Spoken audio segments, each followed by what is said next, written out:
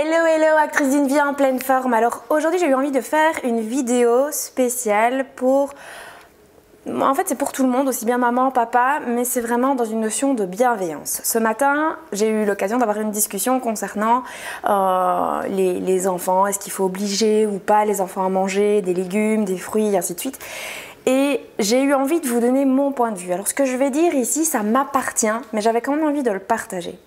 J'avais envie de vous dire, foutez-vous la paix.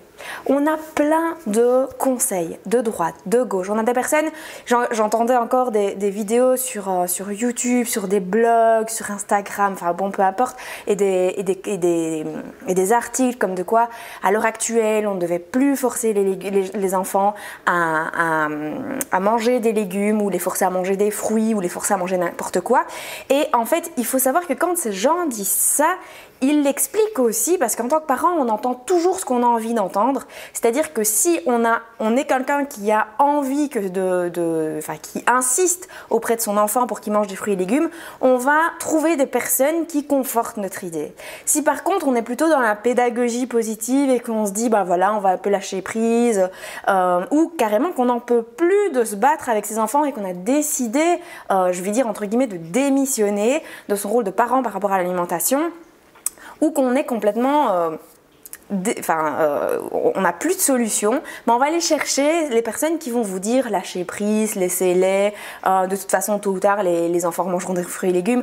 Donc il n'y a pas de bonne solution, il y a juste un truc que j'aimerais vous faire comprendre, c'est qu'au jour d'aujourd'hui, on n'est plus du tout comme à l'époque de nos parents, nos grands-parents, nos arrière-grands-parents. On ne vous dit plus qu'il faut laisser pleurer un bébé parce que ça forge les poumons, on ne vous dit plus tout ça, parce que les choses changent. Alors moi, ce que j'ai juste envie de vous dire, c'est écoutez-vous, vous en tant que parent, en tant que maman, en tant que papa. Comment est-ce que vous le sentez? Parce que qu'est-ce qui fait qu'un jour, en tant que parent, on décide d'obliger son enfant à manger des fruits et des légumes? Qu'est-ce qui fait qu'un jour, en tant que parent, on décide d'arrêter d'insister auprès de notre enfant de manger des fruits et des légumes?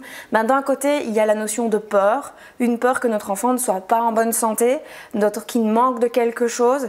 Et d'un autre côté, il y a cette notion de ras-le-bol, de j'en peux plus, parce que vous ne mettez plus votre accent et votre priorité sur vous, vous mettez votre énergie et votre priorité sur votre enfant, ce qui est normal souvent en tant que parent, mais en vous oubliant. Et quand on arrive fin de journée, que vous avez eu votre journée de travail, que vous êtes sur les rotules, parce qu'il faut le dire, quand vous avez eu votre journée de travail, vous rentrez, parfois il faut savoir que la néophobie alimentaire, donc la période de l'enfance, où l'enfant décide de ne plus manger de fruits, plus manger de légumes, ou en tout cas il a un rejet vers ça, et particulièrement vers les aliments qui sont verts, que vous passez à table, la première chose qu'il vous dit c'est je n'aime pas, alors qu'il n'a même pas goûté et qu'il y a 3 jours il l'avait mangé et qu'il avait trouvé ça délicieux.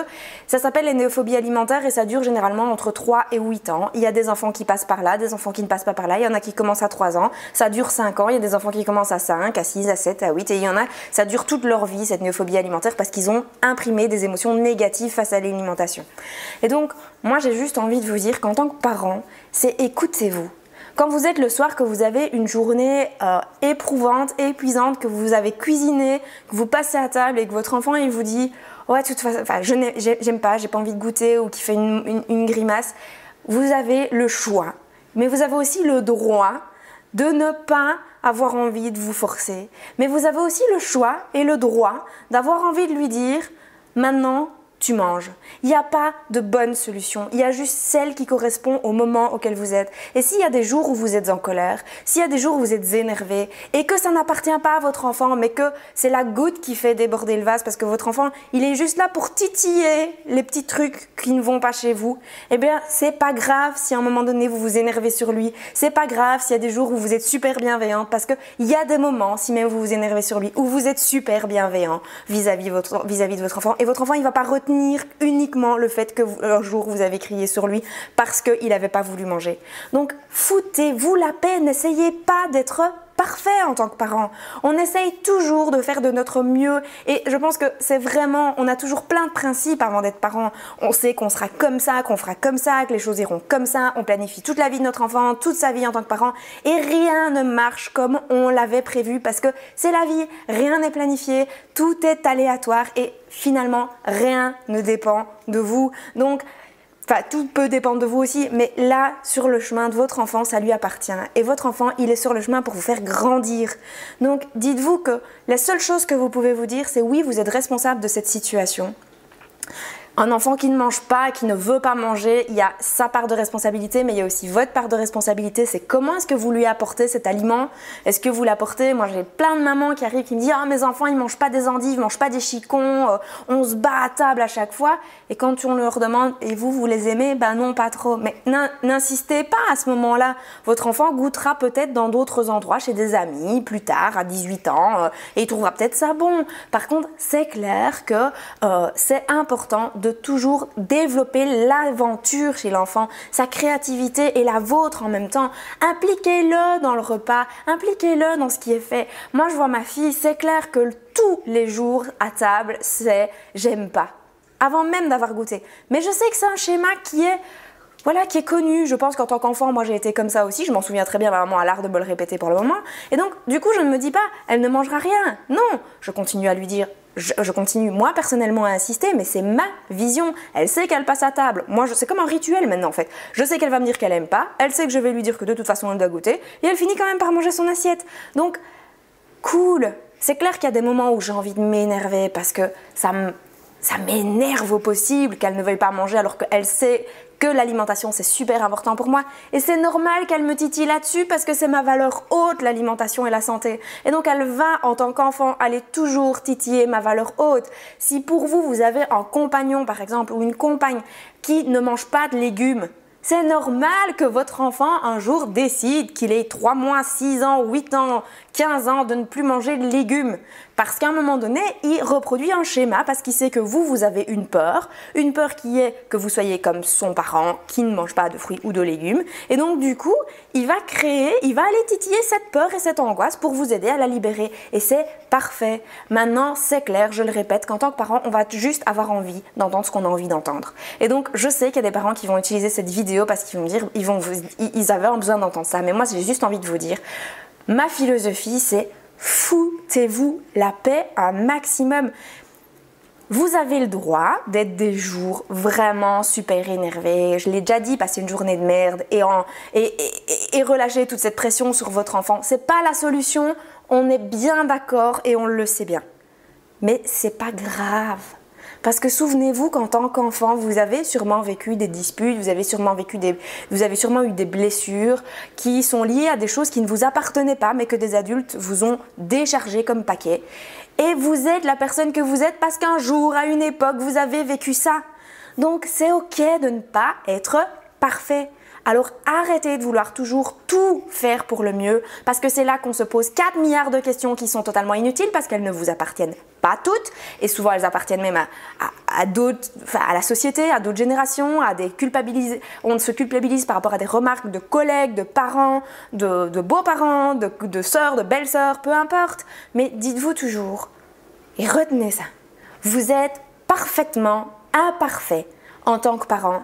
Et c'est magnifique parce que si tout le monde était parfait, on serait dans un monde putain de chiant. Donc s'il vous plaît, à partir d'aujourd'hui, faites comme vous le sentez. Il y a des jours où du coup, vous allez vous dire, t'as pas envie de manger de légumes? Eh ben tu manges pas ton assiette.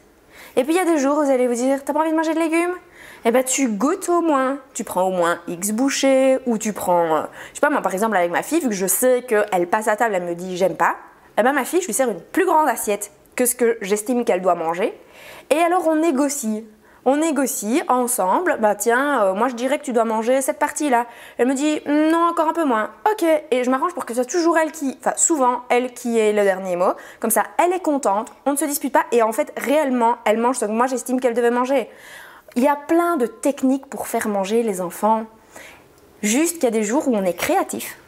Et on est dans une énergie riche et du coup, on a plein d'engouement et là, bizarrement, nos enfants mangent tout ce qu'il y a sur l'assiette, hormis les jours où on fait des pâtes. Je parle d'un plat équilibré, donc avec des légumes, de la viande, avec ou pas des féculents. Si vous êtes végétarien, sans viande. Donc en tout cas, quand il y a des légumes. Et puis, il y a des jours où vous avez juste envie de démissionner et c'est pas grave. Parce que vous savez qu'il y a des jours où vous ne démissionnez pas et vous reprenez votre rôle de parent et vous voyez avec bienveillance comment votre enfant peut manger ses légumes. Et ne vous inquiétez pas parce que d'un jour à l'autre, c'est différent. Vous êtes différent d'un jour à l'autre. Votre enfant est différent d'un jour à l'autre. Et puis, tous les enfants sont différents et tous les parents sont différents. Et donc, résultat, toutes les secondes finalement sont différentes et foutez-vous la paix. C'est vraiment le maître mot de ce message. C'est vraiment ce que j'ai envie de vous donner. C'est juste foutez-vous la paix en tant que parent. Arrêtez de vous culpabiliser, arrêtez de vouloir être parfait, arrêtez de vouloir trop bien faire. Vous êtes juste le parent idéal de votre enfant. Son âme a choisi votre foyer, c'est pas pour rien. Il y a quelque chose que vous allez apprendre de votre enfant, il y a des choses que votre enfant va devoir apprendre de vous. Et c'est ok, et c'est parfait. Donc voilà ce que j'avais envie de vous faire passer comme message. Si cette vidéo, elle vous a plu, si elle a pu vous aider, vous pouvez laisser un commentaire et vous pouvez surtout partager cette vidéo à d'autres parents qui se sentent parfois un peu démunis face à l'alimentation de leurs enfants. Et parfois, on n'est pas démunis, mais on est comme moi, des mamans parfaitement imparfaites. Et parfois, ça me saoule et parfois, ça me met en joie et en tout cas ici en l'occurrence toutes les expériences que je vis avec ma fille, ça me permet de pouvoir vous faire cette vidéo. Donc voilà, rien que pour ça je remercie ma fille d'être parfois extrêmement chiante à table et je vous souhaite en tout cas de passer une excellente journée et beaucoup de bonnes choses dans votre vie pour vous et pour vos enfants. Ciao.